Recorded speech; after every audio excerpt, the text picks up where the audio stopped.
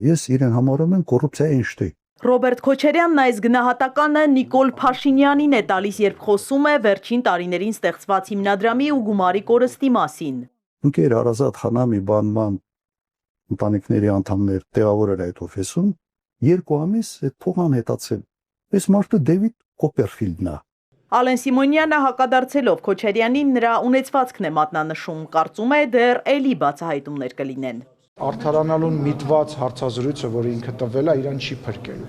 Հայաստանի Հանրապետությունում Ռոբերտ Քոչարյանի նկատմամբ վերաբերմունքը վաղուց ձևավորված է։ Երկրորդ նախագահի վերաբերյալ ազգային ժողովի նախագահի հռետորաբանությունն ամեն հարցի հետ ավելի է կոշտանում։ Իրանք մարդասպաններ են։ Իրանք այո,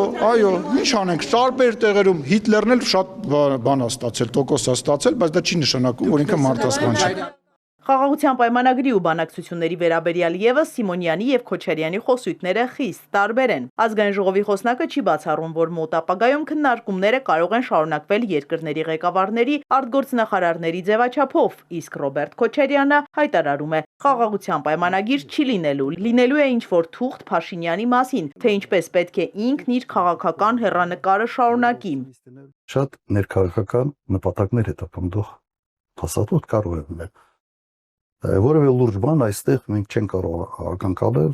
Հայաստանից ռուսական ռազմաբազայի դուրսբերման հարց չի քննարկվում, շարունակում է Սիմոնյանը, ըստ Ռոբերտ Քոչարյանի էլ պարտության սիմվոլը չի կարող արժանապատիվ խաղաղություն բերել։ Ռոբերտ Քոչարյանը, երբ որ պարտության սիմվոլներից է խոսում, թող հիշի, որ ինքը երբևիցե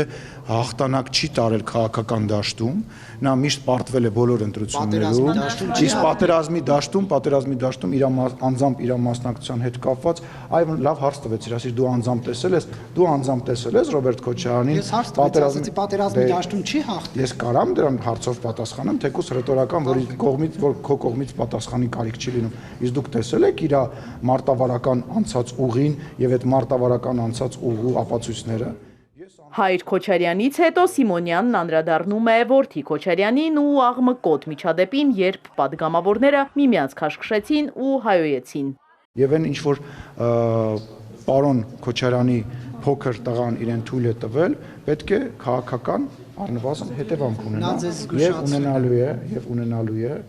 Ըստ երկրորդ նախագահի իր անցյալը հուշում է, որ ի վիճակի է ճգնաժամային իրավիճակներում արդյունավետ կառավարել եւ ինչ որ հաջողության հասնել։ Հիմա եթե մի ուրիշ մարդ կա, ով նման բան ունի, նման կենսագրություն ունի, ես գնամ այդ մարդու համար, ես ինքս կվերք։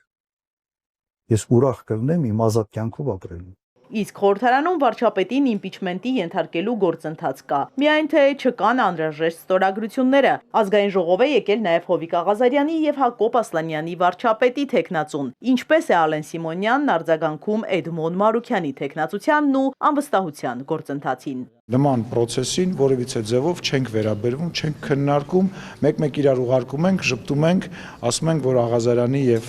Ասլանյանի քաղաքական միությունը Էդմոնին ծնեց որպես քաղաքական գործիչ։ Իզաբելլա Հովանեսյան, Ալեքսանդր Կիրոյան, Էպիկենտրոն։